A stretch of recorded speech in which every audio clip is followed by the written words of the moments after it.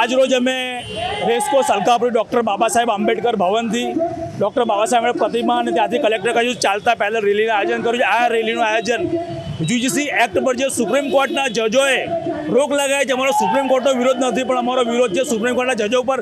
આ જજોએ સંપૂર્ણ રીતે દેખાય કે જાતિવાદ કરો, જે જજોનું કામ છે કે ન્યાય પ્રણાલી વ્યવસ્થા રહી, પણ એ જજો દ્વારા જ માત્ર 6 જજો દ્વારા જ આની પર રોક લગાવવામાં આવી। ભારતભરમાં યુજીસી એક્ટનો કોઈપણ જગ્યાએ એવો દુરુપયોગ થયો નથી કે એવી કોઈ પણ ઘટના ઘટી નથી, છતાં પણ રોક લગાવવામાં આવી। જે એસઆઈઆરની કામગીરી છે એમાં હજારો લાખો એફઆઈઆર દાખલ થઈ છે, છતાં પણ સરકાર એના પર રોક ના લગાવી।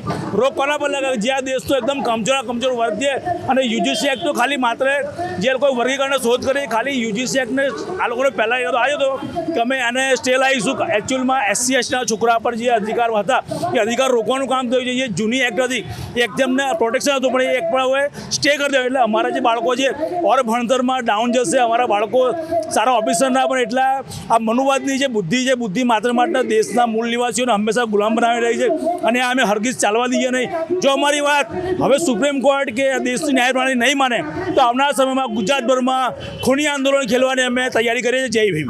150 થી 200 લોકોની સંખ્યામાં છે। આ બધા સંગઠનના પ્રમુખો આવ્યા છે, કોઈ પબ્લિક નથી। આ પ્રમુખો જ્યારે આવશે આ લોકો સાથે 500 માં 600 લોકો આવશે, આવનારા સમયમાં બહુ મોટી જનમેદની ભેગી થઈ શકે છે।